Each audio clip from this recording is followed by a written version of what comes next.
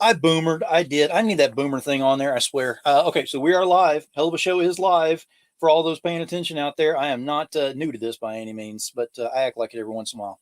Don't let the gray fool you. But we're looking forward to having a great show on here tonight. Let me know if you can see and hear me in the comments. I certainly appreciate that, and we will get going here shortly. Make sure we get some shares out there so that people know what we've got going on tonight. It's actually a fairly large panel show we got going on tonight, so we're going to have some fun with this. And a good group of guys that are back here. A couple of them been back here cracking knuckles, cracking necks, getting ready for this thing. So they're getting all prepared back there. It's interesting. I don't know if we're actually having a show or if we're getting ready for a fight. I can't tell just yet. We'll figure that out. And yes, I appreciate that too, because I was wondering about how to pronounce on that as well. I was gonna wing it, but we're gonna see. But we got a great group of guys on here tonight. We're gonna have some fun with this. So if you're ready to do this, let me know. You can see and hear me in the comments, and we will get going. We got 4 projects that are on here, 3 of which are current. 1 is coming up. And we're going to be discussing not only about the projects, but about the creators themselves and the passion they put into their works. So we're about to get ready on this. And first comment up here, Gage the Wolf. What's up, Gage? Yeah, man. We're going to have a great show. Get ready for this. Get those shares out there, and let's get ready to do this. So let's go ahead and make the screen a little bit prettier than just me up here. We're going to start bringing my guest up here. Let's start off with, let's bring up, let me see, who do I want up here? Let's bring up Greg. Greg, and it is A Elysee, correct? Correct. There we go. I see. I can get it every once in a while. So we got you up on here. Let's see who we can bring up on here next. We have got, let's see, Aron Pohara is on here. Hey, guys. How are you? What's up? What's up, Aron? We have got David Byrne is here. And how can we forget 14-time guest on here? It's Tom Big Dog Hutchison is back. However you got to do it. 14. There we go. Throw up those signs. There you go. And Thomas says, what's up, everyone? What's up, Thomas? Appreciate you being here. Sarah says, hi, everyone. What's up, Sarah? Yeah, we're getting ready to have a great show with this. Before we get started into all of the antics and shenanigans, because that always happens on these shows eventually, we're going to start out kind of going round robin on here. Start off with Greg to Aron to David to Tom. Let us know who you are, what you do, and where to find you. So my name is Greg Anderson Elysee. I am a comic book writer known for It's Not the Weird Spider. And say where you can find me. You can find me all throughout social media. Excellent. And Aron, you're next. Hi, I'm Aron Pohara. I'm the writer-creator of Book of Lixia and a couple of new projects that I'm about to announce potentially tonight. You can find me on Facebook, Instagram, Twitter. Excellent. Excellent. David, what about you? Oh, you're muted. You followed my lead. Because I have weird sounds going on in my house. No. I am David Byrne. I'm a writer and publisher. I'm known for Steak and Canceled. And you can find me at Dab282 on pretty much every single platform. Nice. And Tom, does anybody not know who you are? I mean, you can go ahead and tell them if you want to, but I think everybody should know by now. Yeah, pretty much. Tom Hutchison, I'm the writer, publisher, art director, Kickstarter, shipper, everything guy at Big Dog Inc. Pretty much you can find anything, just whatever platform you on, type in Big Dog Inc. You'll be able to find us. But we pretty much live on Facebook. So if you want to follow me here, you are more than welcome to. We also have our big Facebook page for the company itself. But Penny for Your Soul, Critter, Ursa Minor, Scheherazade, Kaiju Epic, on and on and on and on. I know. I mean, it sounds like you're so bored. I mean, I feel bad for you every time you come on here because you have nothing to talk about. Nothing to do. Nothing to talk about. No projects. Yeah. Now, I will say that all of y'all have been incredibly busy. Like I said, there are 3 current projects that are on here. David doesn't have a current project. It is right on the edge of being launched. I think we're pretty close to that, aren't we? Yeah, I'm just waiting on one cover I want to get in before I launch this time. There you go. There you go. But I mean, you've always got stuff that you're working on anyway and staying pretty busy as is. So this is kind of just putting you a little bit extra out there. Oh, yeah. Excellent. Now, what I wanted to do is kind of go around. We're going to kind of discuss some things about your projects and about how you get to where you are on these projects. One thing that I wanted to bring up tonight, kind of start everything off, is whenever you're developing the characters, how do you come up with the character evolution? Like if you've got the evolution going from, you just decided to put someone on there on a page and it wasn't really intended to be a main character. And then all of a sudden the fans decided, hey, this is pretty cool. And I really like to see more of this. How do you decide to kind of either build off of that or do a spinoff from there on those characters? And we're going to start with, we'll start with you, Greg, on this one. Well, for me, when I was creating my character is Nana, it originally started just from a concept of what I wanted to do in terms of theme, because I grew up a huge Greek mythology fan, and I started getting into various types of fairy tales and folklore over time. And when I got to high school, I started to discover more Black mythology and folk tales from various countries and cultures. And when I got to college, I realized that in order for me to, I guess, graduate, one of my requirements was to know Greek mythology, even though I was self-taught in it since I was a kid. But that was a requirement for us to get our degree. But if I wanted to learn about, Black mythology and stuff, that was an elective. I can take that for fun or just to build my credits up. And because of that, a lot of people just have natural knowledge of just like Greek, Norse mythology, like various characters in those cultures, but we're not really educated on a lot of Black cultures, including a lot of Black people. And so I wanted to try to change that narrative a little bit. And Isnana started off as, needing to be the next legacy of a non-Sitter spider who in West African and a lot of the Caribbean countries, he is the god of stories. And so Isnana would represent the next legacy, reclaiming our stories. And that's why every single chapter iteration, he meets a different character from some aspect of the Black diaspora. So that was how the evolution of the character started. And eventually I decided to make it like a bit of a coming of age story as well. And so while you're seeing him meet various characters and getting into all types of battles and fights, you're learning about him as a character growing and understanding who he is. And I was going to bring up, because I really do enjoy the fact that you have it more of, it's not just a, this person fights that person, fights this person, and so on and so forth. It's not just an action packed. It does have a lot of action in there, but on top of that action, there's another layer to it where you're actually, like you just said, learning more about the character. And that keeps it more interesting, in my opinion, on that, because it's something that has you more invested in the character at that point. It's not just fists and feet, however, whoever's fastest and can hit harder. It's about, the mind and what led to this point, how they got there. It's the psychology involved in there, and you were able to kind of recreate that. So definitely it was a great job on that. I really enjoyed what I saw on there so far with all of that, and definitely want to see more of that. Thank you. Now, Aaron, I'm going to ask you on that one. As far as, evolving your character and getting to that point, is there somewhere that you see on there where you see a point that evolves on in the books that you're doing, where you see that the fans are kind of reaching out saying, I'm really enjoying this character, that character. Can I see more of this? Are you seeing any of that where you're actually kind of moving forward with it? Yeah, there's certainly there's going to be a couple of one-shots that I'm going to be doing on certain characters and like different stories. I'm not sure how many people are familiar. My book is very much like Greg's. It's kind of started with a Greek mythology, but it basically evolves into meeting all of the mythologies, basically all the gods living together in the same realm.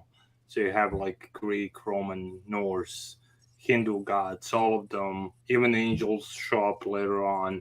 So I pretty much have everybody living together and just kind of fight for dominance. But in the same process, it really follows two brothers as they're trying to basically figure out how to stop this war and where it's going to lead, like what it's going to take to actually stop it, if there is stopping it. Exactly. And there's certain characters in there that are definitely branching out as they become more and more prevalent. And that's great that you have that you're able to expand that world, because whenever you first think about it, it's like, okay, brother versus brother, good versus evil. it's like, okay, this has been done before. It's been a cookie cutter style. It's been out there, but you've been able to expand off of that and kind of add new elements into it that are way outside of the regular thinking on there. So it's very interesting to see the outside of the box thinking that goes into that and kind of expands the universe that way. Now, David, with yours, you can talk about either of your IPs that you've got on there on this, however you want to do that. I'm not as familiar with Canceled. I've seen Canceled 1. I have not seen Canceled 2 yet. Everybody's waiting on that along with me. But that's an interesting setup in and of itself right there. I'm going to let you tell us the premise of that one, what all is entailed there. But how do you come up with characters that you can actually bounce as heavily as you do that are really followed? I mean, you come up with Canceled, and it's one of those things. It's like, okay, it's got clowns. Well, there's a lot of books with clowns and stuff like that. So how do you get them to where they actually go, wait a minute, I've got to follow this and stick on top of this? Because you're getting some good sized numbers on that one. Yeah, I mean, it's with Canceled, it's kind of funny because there really are no ancillary characters to spin off. The main clown is the through line. So he's digital at this point. So he's throughout the last 50, 60 years, I have basically an open book of where I can take him. And that's what, the one that we're launching now, whereas the one shot was in the 50s, 70s, 80s, and modern day, this one's set right at Y2K.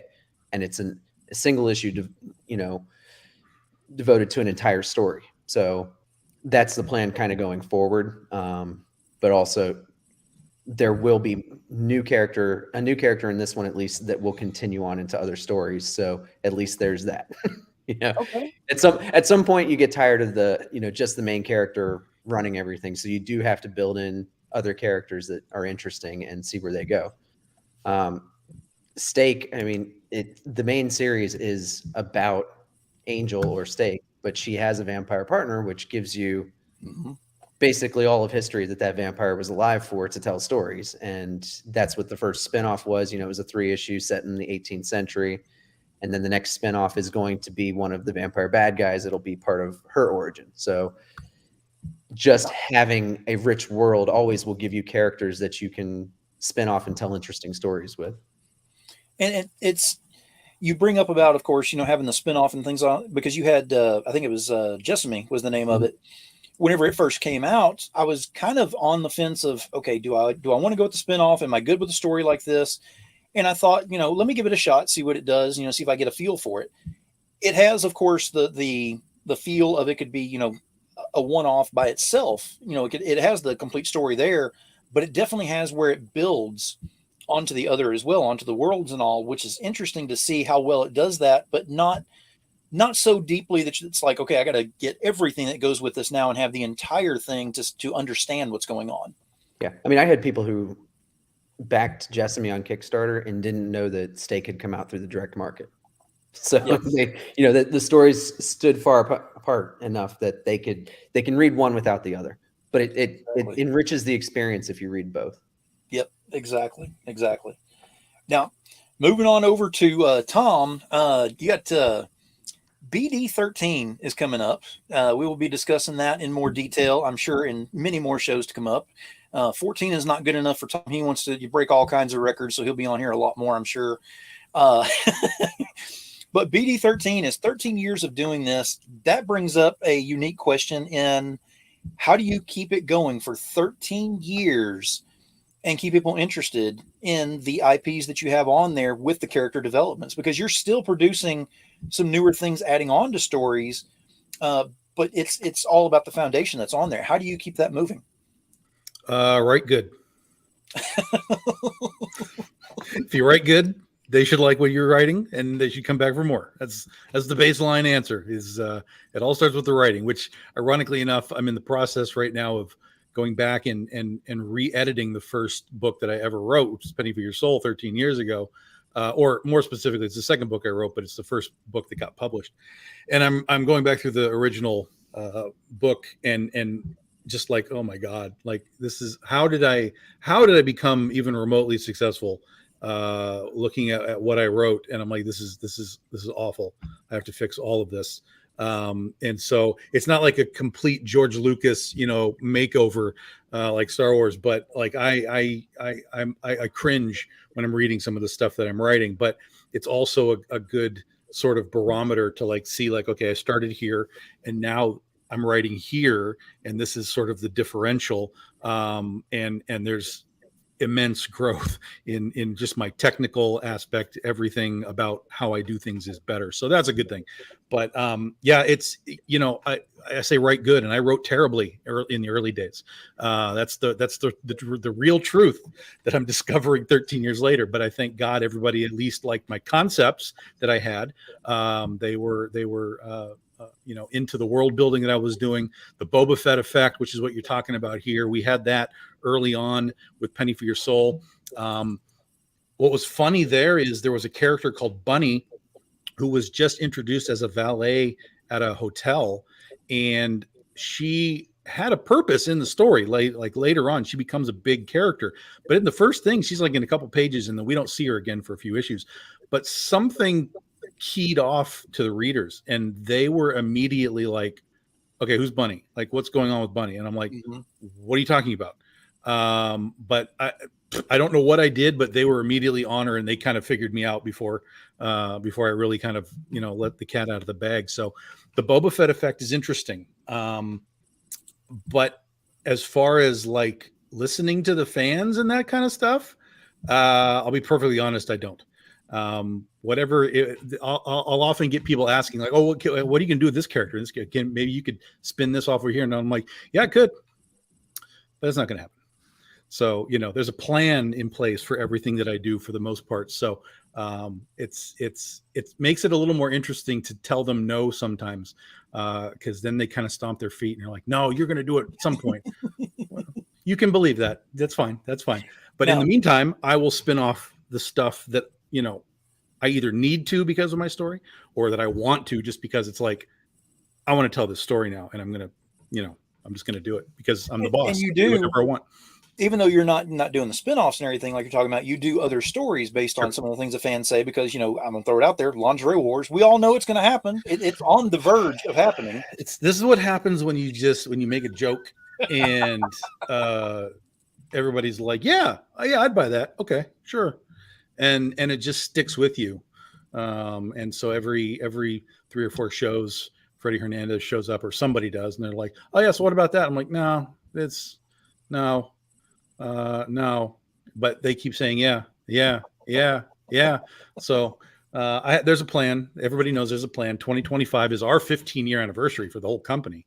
And so that will be one of the little fun elements. And I've got it figured out. I finally have it figured out. Again, it was a joke, and I didn't have any plan for what it was supposed to be because it was a joke. But now there is actually a plan. And so 2025, we'll get to do that along with all of our anniversary stuff for Penny for Your Soul and everything else that we're doing. Awesome. Now, at this point, I'm going to go ahead and we're going to change the format just a little bit here. The magic of what you can do on this thing. So let me go ahead and bring this up, because we're going to start talking about some of the artwork and some other things and different IPs on here. And if this is your work up here, go ahead and raise your hand, because I already know whose it is.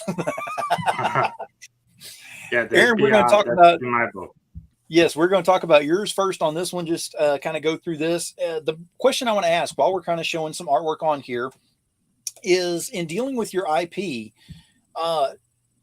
where do you see, like, how do you create the formula to go from foundation to being more of a relevant title that's out there that people are actually, chomping at the bit to back every time it comes out?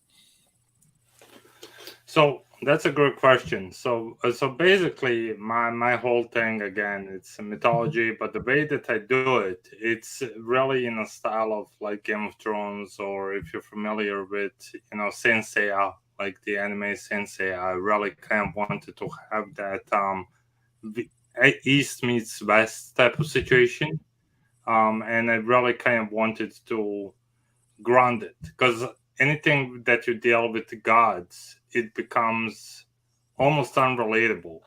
So that's where the family aspect comes into play. It's essentially 3 families that are in this story that are major families, one being Egyptian, one being Greek, and the other one being Norse. And basically, between those three, everything kind of expands from that level.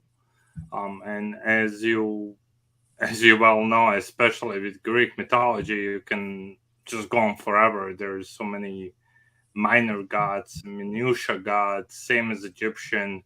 Like, for example, on the cover for number 3, that's Anubis and Mahiz. Mahiz is one of those Egyptian gods nobody barely knows. But I really wanted to kind of touch on some of those elements, something that could be more relatable, but also something more interesting. Like, okay, I know Anubis, I know Isis or Osiris, I know those gods, but Mahiz, who is this guy? And just not so much for people to go out there and like learn, but if they're interested, they can actually see who these characters are. And I truly wanted them to be within the characters of what they are in mythology. The story is my own, but their personalities and stuff is definitely, based in true mythology. Yeah, it definitely creates a lot of interest in there, having the different gods in there and the different mythology mixing and I would say playing nice together, but it doesn't always work that way in your stories. I've noticed that already, which is great because seeing that. But then again, you're seeing some that they create some very interesting alliances, shall we say. I'm not giving anything away. I'm just telling you right now, there's some double dealing going on around there. Those gods can be, they can be gods. We'll put it that way. It's very interesting how you had that set up, and I like that because that creates the interest and makes it where I want to see what's going on in the next one and the next one and see where this is building, because you come up with a god that you looked on here like you were just talking about. I don't know that one, so I like to see in there and learn about it, and then I can't wait for the next one to see. Okay, you went through this one. I didn't know a couple of these. What do you have next? Do you have another god that I don't know about, or possibly one that I do and I don't know something in particular about? That's the interesting part. Is you kind of get those little. It's like breadcrumbs that you're leaving in there the whole way through to kind of learn your mythology over all of the bases, not just one. So definitely. I wanted to kind of have it like that, I didn't want it to be like a tutorial, but I wanted to make sure that it's true to who they are. And especially with color schemes and small things, small minutia stuff. Like, even it's a fantasy book, like a lot of people don't know that, Anubis is very much, it's a color of green. And stuff like that, like small minutia stuff like that, people that know mythology can appreciate, and it's gonna look cool for people that don't and could learn it. Exactly. And now, speaking of mythology, of course, the next one I want to talk about is we're going to go to Greg on this one, because whenever I was reading through this, it's interesting because I've known this name for quite some time. The IP and everything, the name on there. I've been reading it for a little while, we'll say, and been reading about it. So I know some of what's going on in there, but the way that you portray it in here is awesome. And I want to show this off, and we're going to do this a little bit different on this one and show it this way, so I can show you the full experience on here. But this is Nana, is how you pronounce it, correct? Correct. Yeah. Now, give us the lore behind Isnana. What exactly is Isnana? So Isnana is the son of Anansi the spider, who is the spider god of stories in West Africa and various Caribbean countries. And in this particular story, we find out that Anansi actually has hundreds of children, and Isnana has always felt like a bit of an outsider among them. He doesn't really, in the beginning, he didn't really have a great relationship with Anansi. But when Anansi goes missing, he sort of takes it upon himself to go and try to find him. And we find out that Anansi was stuck on our realm, in our Earth.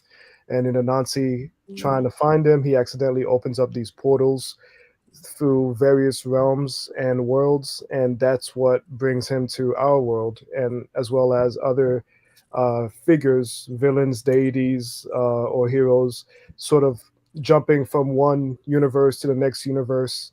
And when he finally finds Anansi, they decide to team up, I guess, and try to bring these various figures back to where they belong, or try to cause them from causing chaos. And in the process, they're learning about each other as father and son.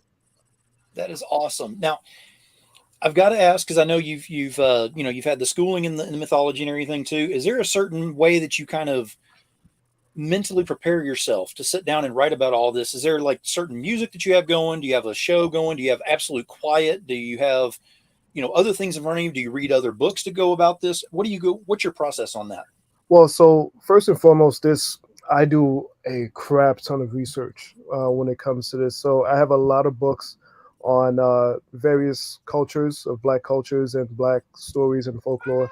I have books on various Black religions and traditions, and so those are always very fascinating to me, even to the point where it's, even though I use this as a way to write, for me to create, it's also a fun hobby for me. Also to the point that when I am running low on funds, I still try to find a way to buy that book when I find a bookstore. And I love going to used bookstores, because you'll always find these gems that you Yes. can't find anywhere, or places that they're sold out you can't find online. And I'm always searching online to see if there's various gods from different countries that I've yet to tackle. And one of my favorite things as well is if there's an artist that wants to work with me, sometimes I'll ask, hey, what's your background? Are you familiar with any Black deities from your country, from your culture? And sometimes they'll know themselves, or they'll ask a family member who may be aware, like especially a grandmother or something. And so yeah, so a lot of research. When it comes to my writing, I'm always plotting. Plotting is one of the biggest important factors for me. I love to just come up with random scenes. I never write in order. I never write from beginning to end. I'll do, but I'll do that. But for the most part, if there's a scene that really excites me at the moment, I'll just write that out. Then I'll start to write all the other scenes around it, and start to figure out my pacing of where do I want certain things, and so on and so forth. So I tend to go through maybe 5 drafts of writing before I settle down on something that I'm very content and happy with. And in terms of music, either there's no music playing, or I'll listen to a soundtrack, like maybe Crimson Peak soundtrack is one that I Mhm. always go back to. I'm always listening to it. Helps me get into like a comfortable headspace. Nice. Now, I want to give you props on something real quick, because whenever I believe it or not, I do research on my guests. And it's not because, I'm trying to find anything bad by any means. I'm trying to find, really cool, positive things that stick out. And one thing that I want to bring up, and I'm going to give you great kudos on this, is Greg, I recently saw that you were doing, like, you went to school, and you went to a school and you kind of talked about your work to the kids. And from what I saw in that short little video clip and everything, they were lit up. I mean, they were all kinds of excited about what was going on and what you expressed to them and everything. So I got to ask, how does it feel to be able to go in there with your work that you've been doing and everything? Is one thing to sell it and to promote it, market it and everything. But whenever you go to a school and you're able to talk to the young minds that are, basically looking at you as almost a mentor at that point, how do you feel, at that point, whenever you get all that going on? I love it. It's fun. Yeah, so that was for Scholastic Tour for a recent book that came out about a week ago or two, called Dreamer, which is about Akeem Aliru, who I was also touring with, about his life as a Black hockey player, and sort of seeing his I guess you can see his history of growing up, dealing with racism, and then learning this passion of hockey, and despite his love for it, dealing with the racism behind the scenes of that. And so I think a lot of the schools that we went to were out of inner city schools with a lot of children of color. And so I think them seeing 2 Black guys come in and talking about this comic book, and just vibing with them, and just sharing our works, as you said, I think a lot of them really, really took to it. And I have a history of teaching middle schoolers and high schoolers for about 10 years now. So I feel like I've learned how to actually speak to them, how to get them hype and excited. And I think that was one thing that shocked Akeem as well when when the first school he was presenting, and then when it came time for me to present, I just became this sort of outlandish person, just hyping everyone up. And I remember him looking at me like, "What the fuck," And so that became the constant sort of energy that we were going for each following school, and it was a lot of fun, and seeing how excited they were, and then they all with hanging out with us after the Q&A and just wanting to talk more, and it was just great. And I mean, it did. You could definitely tell there was a lot of energy there, and that is something that's important whenever you're presenting, especially whenever you're presenting to the kids and everything. You don't want to go in there and be a sales pitch, that's going on a 2 a.m. infomercial, because you're going to lose their concentration, in a nanosecond there. So you got to come in and make it fun, make it interesting, make it to where it seems like it's attainable to them. And like I said, from the short stuff that I saw on there that you presented online, it looked awesome, sounded awesome, because they were all kinds of excited with what was going on. So I definitely want to give you props on that, because it's always good to give back to the community, and especially to the kids. And it was nice seeing you doing that. So definitely give you props on there. Thank you. Now, next up, we're going to talk about David's work on here. So we're going to talk Canceled on this one. Now, the first time, of course, that I heard that you were doing Canceled, it was the way that you presented it in the post. It said something about you were canceled or something like that and I was like, dude, what just happened here? Did you do something wrong and you got blacklisted somewhere? That was actually Bleeding Cool. Oh, that's okay. That's what it was. Well, that explains a lot right there. Yeah, even my parents, they were like, "Are you not allowed to make comics anymore?" I was like, "No, it's just a clever headline." Well, it definitely got attention, because I mean, anytime you say you're canceled, especially in today's culture, it's like, wait a minute, what'd you do? I'm sure I've done plenty. Well, we're going to talk about what you've done in this series right here, because this is from Canceled 1. Is this cover correct? So it's Canceled 2 and number 1. So, yeah. So what is the premise? What is the background with Canceled? Give us your elevator pitch on what we can expect to find whenever we open this thing up. So the series starts with a Mr. Rogers type talk show host, kids show host, who gets fired and replaced by a clown. And it's in the 1950s. He gets drunk and goes and tries to destroy the local TV antenna, but instead gets electrocuted and sucked into the airwaves. And basically, now that he is able to take over televisions, he takes on the persona of the clown and convinces children to kill their parents. The first issue basically bounces. I took a risk because my artist wasn't able to go past the first 14 pages, and I bounced around in time to show that, he was there in the 70s, 80s, modern day, and it seemed to work really well. The sales were great. I think a lot of that had to do with, the ability to sell the creepy clown covers, but the feedback on the actual story was great as well. So it was supposed to be a one shot, and people kept saying, when's the second one coming? So the second one is coming. So I've got to ask and answer this without incriminating yourself if possible, but how do you get the mindset to come up with a story like this? Because that's really demented and twisted whenever you just gave that premise of what this is. But yet in my demented mind, I'm like, yep, I'm in. I mean, I don't know about the other writers, but for me, honestly, I usually take inspiration when I'm watching something or listening to something, and all of a sudden just a seed gets planted in my brain. And then it may be 6 months, it may be 3 years, but at some point it just gets to be so heavy that it's like, all right, I have to actually write this now. So I usually have things plotted out like really far down the line before I ever put pen to paper. And that makes sense, because I mean, it does have a lot to do with, if you're watching something, you're like, wait a minute, I have an idea of something I could do with that. It does happen sometimes with that. And then of course you're tasked with, I can't make it look exactly like it. If you're doing something off of a Godzilla thing, you don't want to have a giant lizard at that point, because you're like, okay, we're going to name it something else, but it's still the same thing. You still have to go ahead and change things up to make it different. And that's what you did with Canceled. Is, I'm sorry, but you went Mr. Rogers to a clown that got electrocuted that tells his kids to, murder the parents. You can't make this stuff up from anyone else. It's not like anybody else in the world is going to go, man, you took my idea. Exactly. I was going to do exactly that. Well, maybe I need therapy. I don't know. Well, I mean, a little therapy is okay. I mean, we can go with, we all need a little bit, I think. Now, speaking of therapy, and of course, also because we mentioned about, watching something and getting some inspiration from there, we're going to go to Tom on this one because Tom loves everything that he watches. We all know this. Pay no attention to the hashtag. We make fun of it all the time that Tom hates everything, but then again, he shows these posts of these movies that he likes. He does these reviews of movies that he likes, TV shows. Every once in a while, he'll just speak his own opinion about something he doesn't like, and all of a sudden he hates absolutely everything. So that's why we have that, in case y'all didn't know.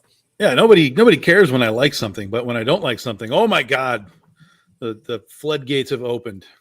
Exactly. So now we're going to talk about Bad Kitty. And this is something that Gage, I was waiting for it. She seems not. Yeah, exactly. That's the other hashtag that you use quite often. Now we're going to talk about Bad Kitty, and this is an IP character that has actually been around for a while. Yeah. Go ahead and let us know how you came about getting this IP and being able to use this and revitalize this. So Bad Kitty is old Chaos book from back in 2001 is when it was first released. Brian Pulido back in the day. And over time, the Chaos characters changed hands. They have ended up at Dynamite Comics, which is where they are now. They've been with Dynamite for about, 10 years or so, something like that. And so I was in contact with Nick Barucci, who's the head of Dynamite. We were talking about other things. And before our conversation ended, I was like, so what's going on with all your Chaos stuff? And he was like, well, this Purgatory, so on, so on, so on. And I was like, okay, if you ever need some Bad Kitty, just let me know. That was basically the pitch. And immediately he was like, yeah, why don't we crowdfund that? And I was like, oh, okay. I didn't realize it was that easy to get pitches accepted, because that was the first time I'd ever mentioned anything to another publisher before. And he immediately basically just gave me, he was like, how do you want to do it? What do you want to do? Who do you want to do it with?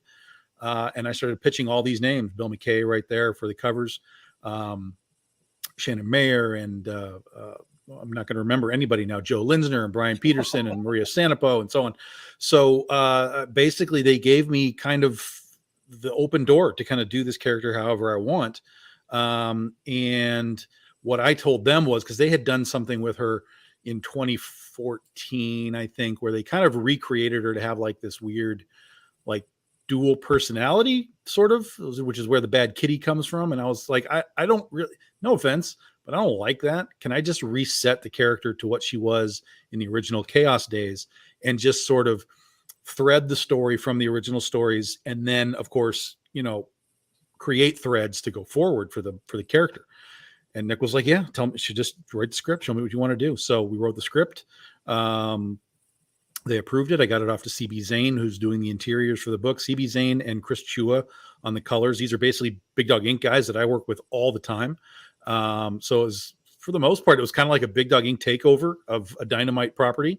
But it was really fun. I really had a great time. We really dove into Louisiana, that bridge right there. It's a real bridge that crosses over portions of Louisiana.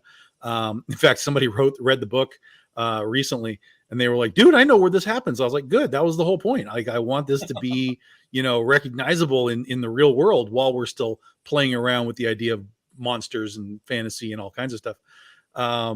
So that's what we're doing. We did an Indiegogo last year, or Dynamite did, I should say. And I told him, look, I think there's another market for this on Kickstarter. This is where I do my stuff. Let me run a Kickstarter for it. And they were like, yeah, go ahead. So we're in our final day now, basically 25 hours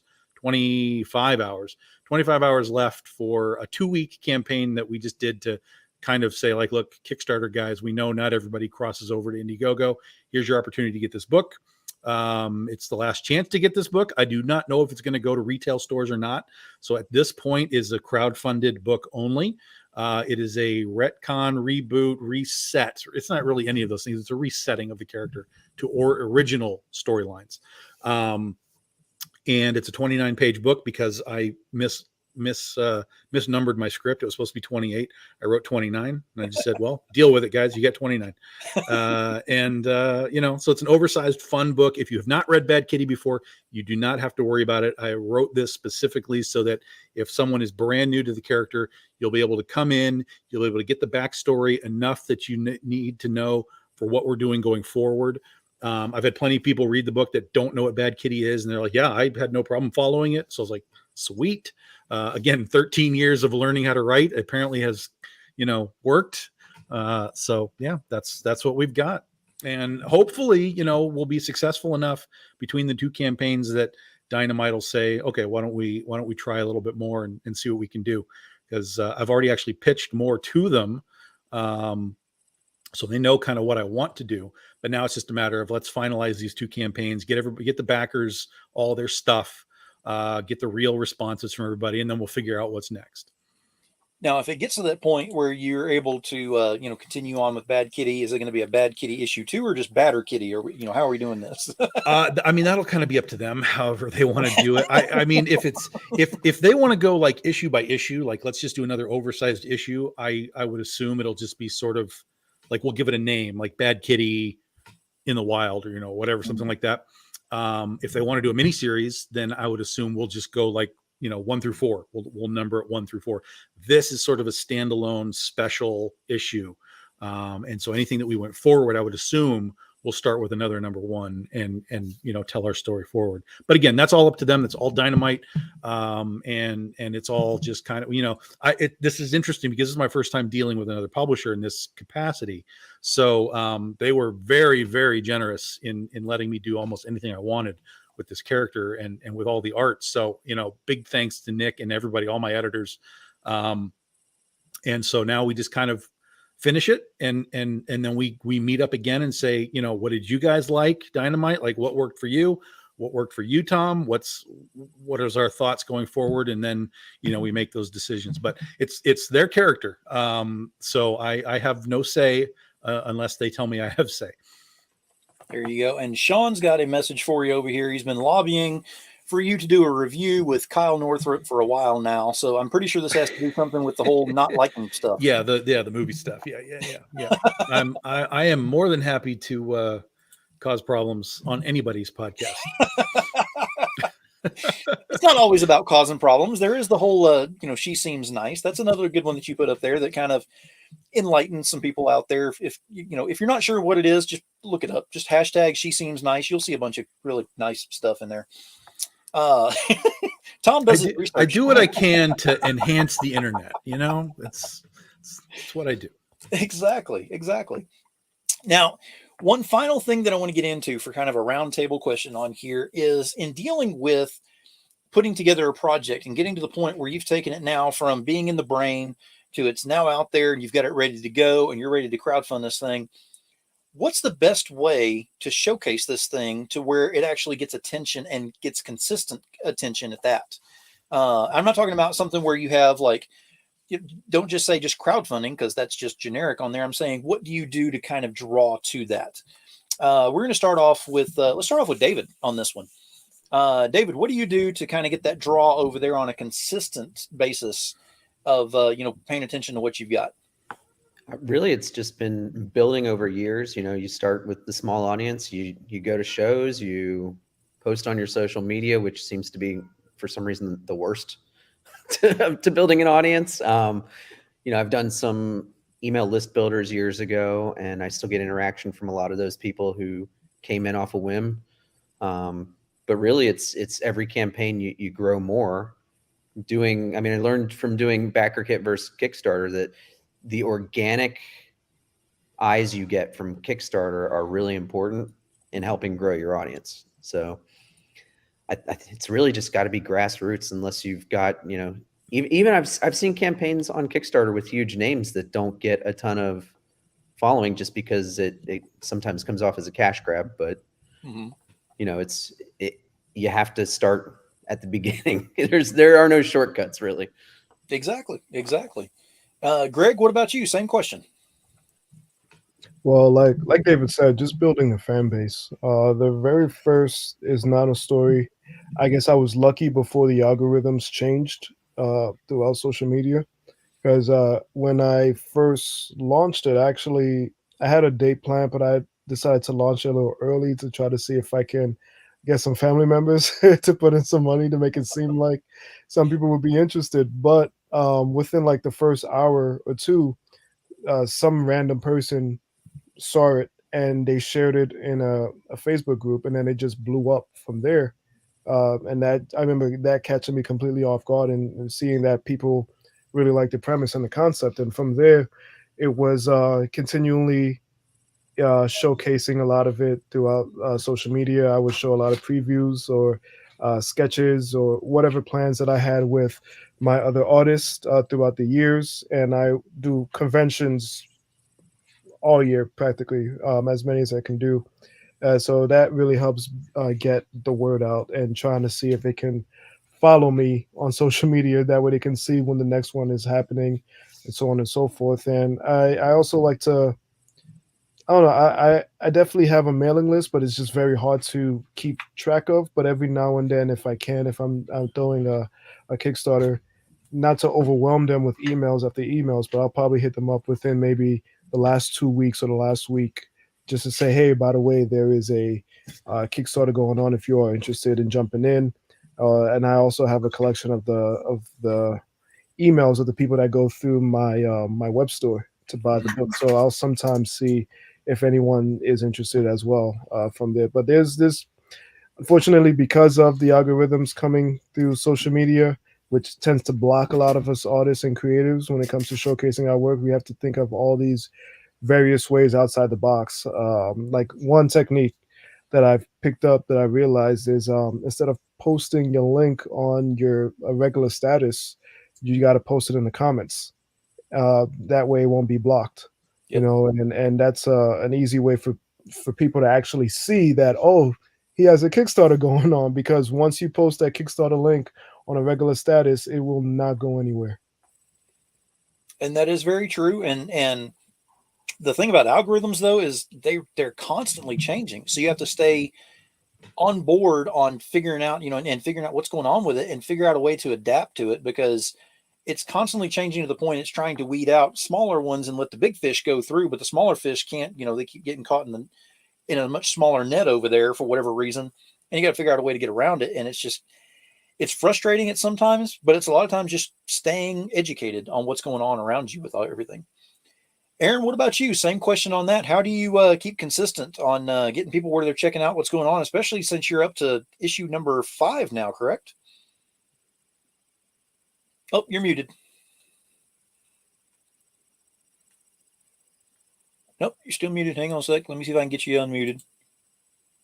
Nope, you got to unmute yourself. There we go. There you go. Sorry about that. Yes, I'm on number 5. And to answer your question, I mean, to everything that was said so far, I mean, it's really just getting out there and meeting the people and showing the work. But ultimately, just be engaged. Don't be just a salesman. Just have them look for it. Don't even try to sell it. Just be like, here's the book. Put it in people's hands. If when you're in the shows, I sometimes even bring like a portfolio with like the sketches and like the little inserts of like the script that I wrote.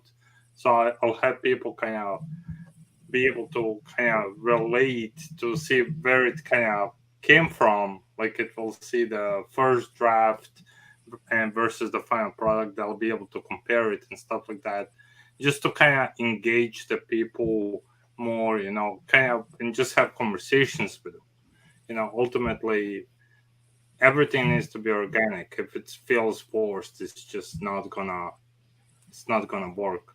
As for social media, I mean, I haven't cracked that tag yet, so I've done what I can. It's very hard, especially on so many different platforms.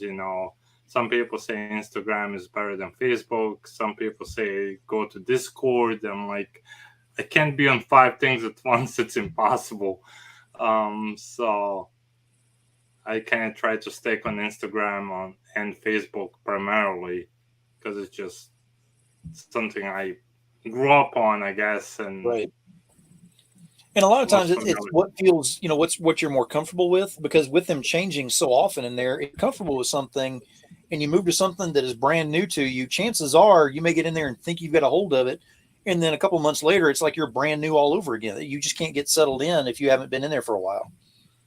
No, absolutely. So, like I said, I mean, I try to give sometimes people pages of the book. Sometimes I'll publish even the first 5 pages of the book at the beginning, just so they can kind of see what's going on, um,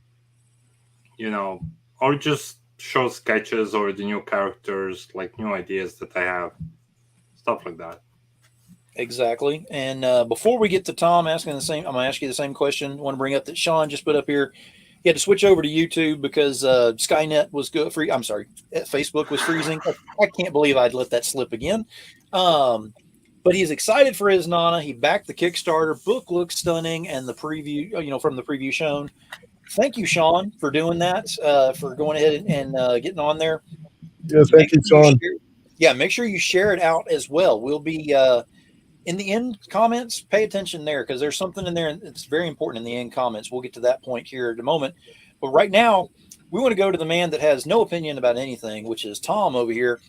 What's your answer to this? I mean, how do you stay consistently relevant in what you're putting out there to the point where it draws people in like a bug zapper? So there's a couple of things to talk about here. The first is the idea that Facebook is dead, and that's the farthest thing from the truth. There's more users on Facebook than there are Twitter, my friends, and Twitter is, as we all know, a disaster of a social media platform. But the unique thing about Facebook, even beyond just user base, is what has been talked about here already, is the groups, the Facebook groups. And there are tens of thousands of groups that you can be a part of as a creator of any kind, whether you're an artist, a writer, a comic book guy, a music guy, a movie guy, whatever. And those groups are filled with people that don't know who you are. And that is your quickest, easiest way to just be like, I exist. If you engage in those groups and with those people, you're going to have eyeballs on whatever it is that you're doing immediately. Now, like anything, that doesn't necessarily mean it's going to translate to sales, but at the minimum, you're going to have people there that don't know you that are going to be engaging with you, and your stuff's going to get seen. I mean, the algorithms are real, but you can kind of beat them a little bit as well. And the thing with the Facebook groups is that when you post in a group, generally speaking, unless somebody's turned them off, people in the group get a notification. Somebody posted something in the group that you're in. And that's that's an unusual thing for social media. So use the groups all the time. The other thing is, and this is something that I just kind of discovered recently, is it's great to post all of your art, like, hey, this is the art and this is what's coming and this is whatever, blah, blah, blah. But social media doesn't respond to that in the way that it used to. Now, certain art will get lots of likes and so on, whatever. But when you, particularly as a creator, when you can actually show like what, not just like, here's an image of my book that I'm posting, but put the book in your hand. Hey, my book came in and I have my book and here it is. That's something that people can relate to, either as a fan because, oh, I want that book. How do I get that book? Or as a creator, yo, I want to make comics too. I want to listen to how this guy does this. I posted a picture the other day of the 200 packages that I sent out from the last Kickstarter. And normally I only post that on my page because I kind of, in my brain, it's like, nobody else cares. I'm just going to put that on my page. But this time I posted it in all of my groups.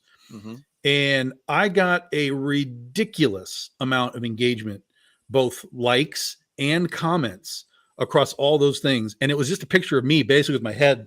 I'm not gonna be able to do this, but basically my head was like down here, mm-hmm. and over here was just tons and tons of packages. And I was like, oh, look, this is what we're doing. We're sending out 200 packages today. And we got that as a response, like completely different response to when I'm just like, hey, we're making this book and here's a piece of art by a cool artist.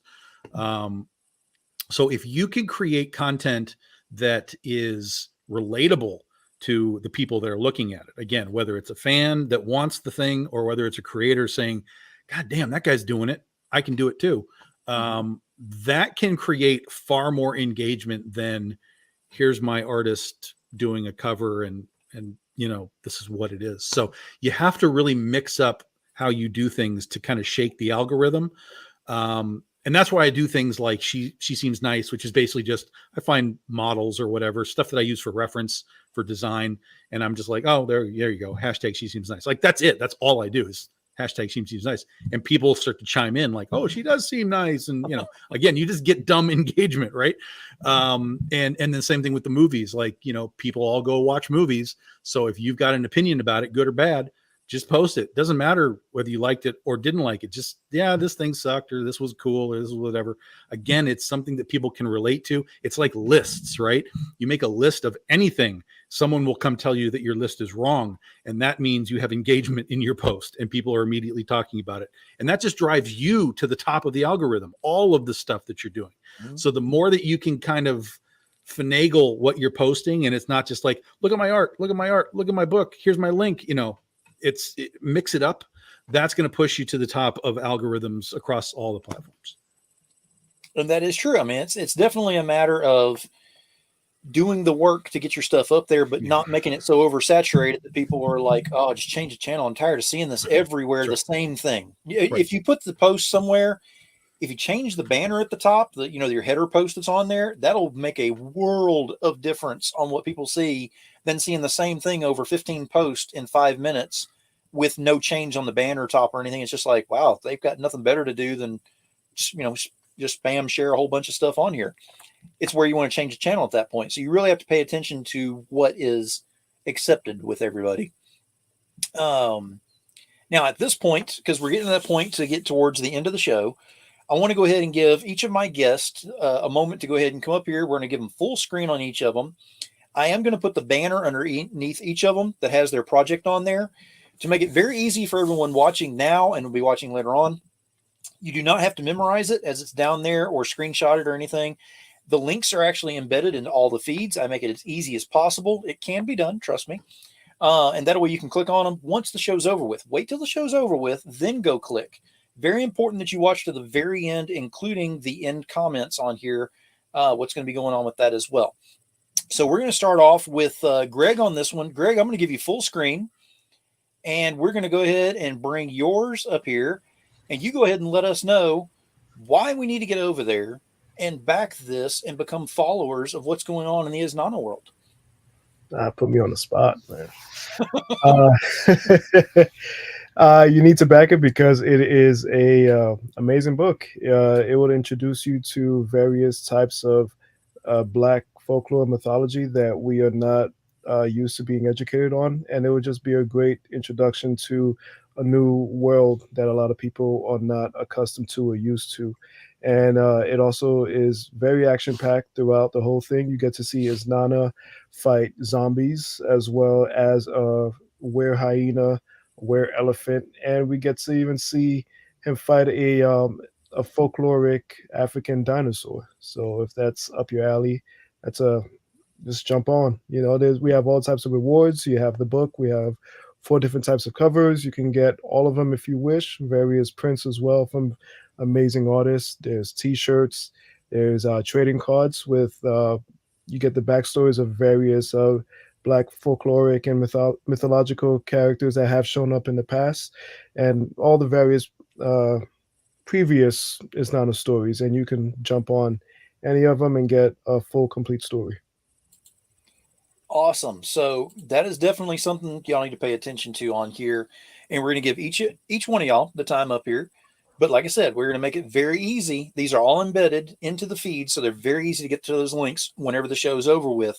Next, I want to bring up Aron on this one. Aron, we're going to give you full screen on here with your project, so you can let them know why they need to get over there to Book of Lyaxia and go ahead and get on board with that series.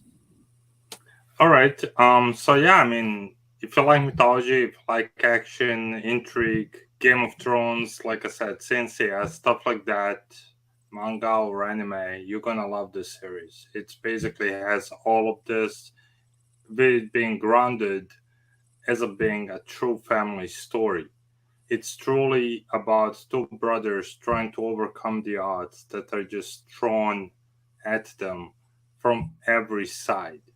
So just think of it as something that you had to overcome in your life as you thought that you would not be able to, and trying to figure out what you had to go through to actually achieve these goals, what you had to sacrifice.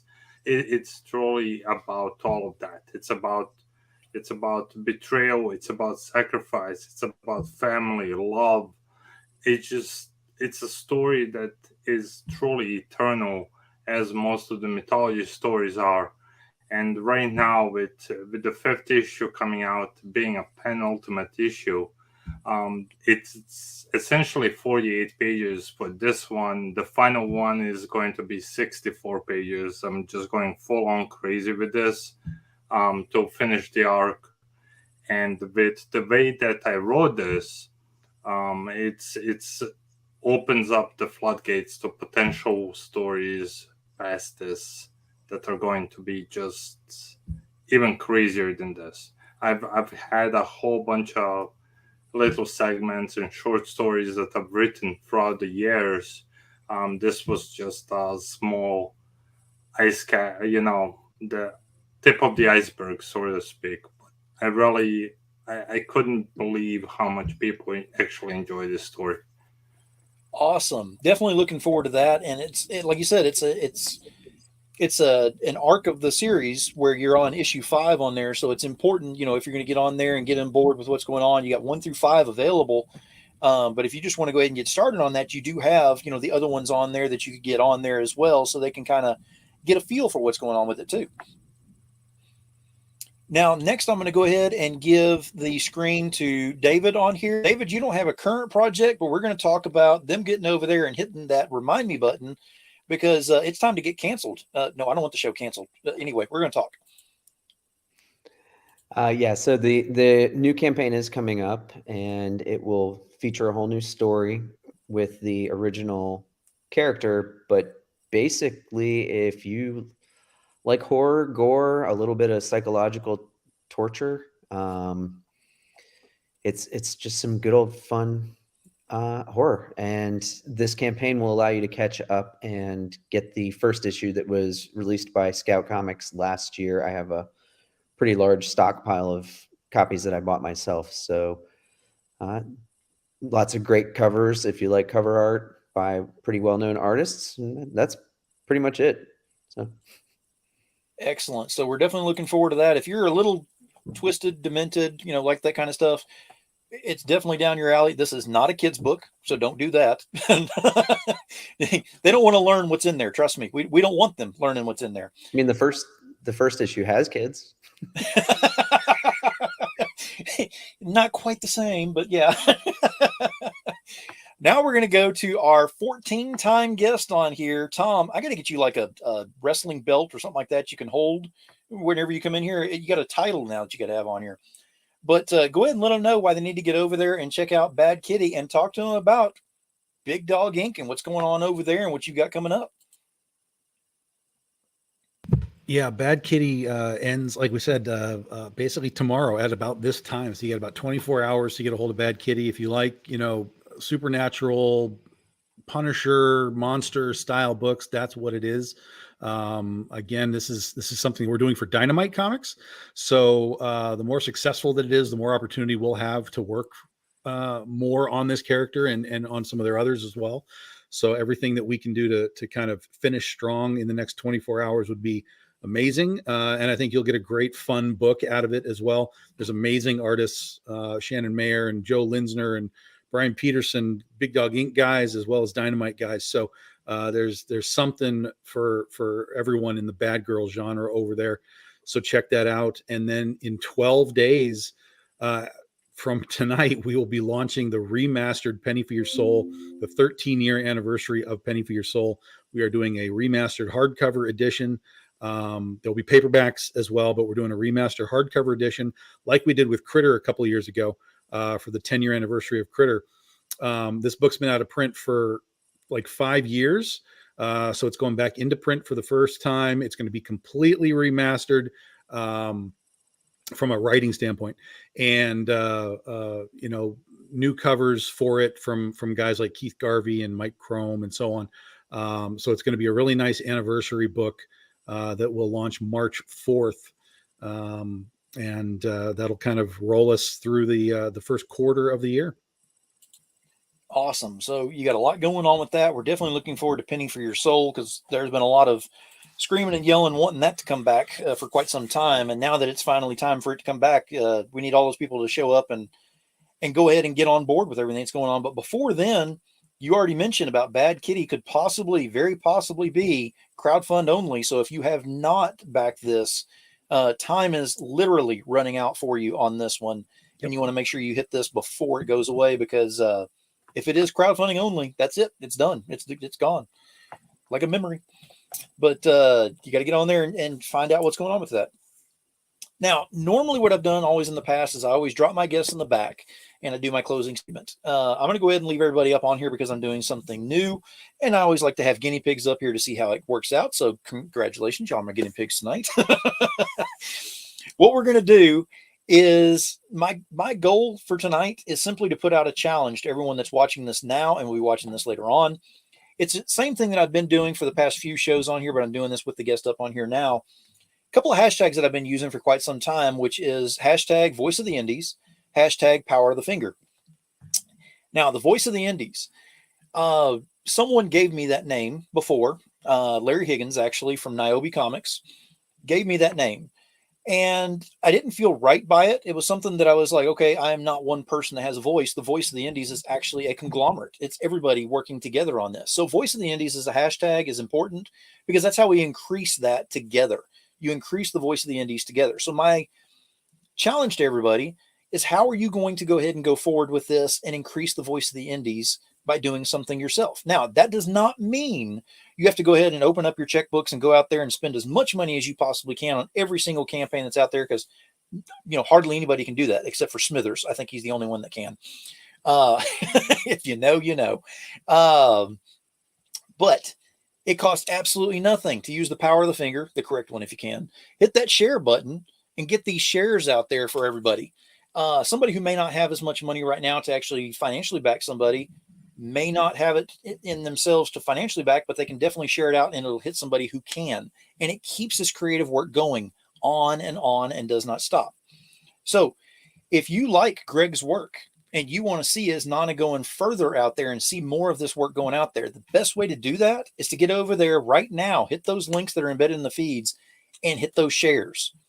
More importantly, if you have backed something, if you went and you backed Aron's book over there, and you're already a backer on there, share it after you back. It actually triggers a different algorithm on there and increases more viewership toward it.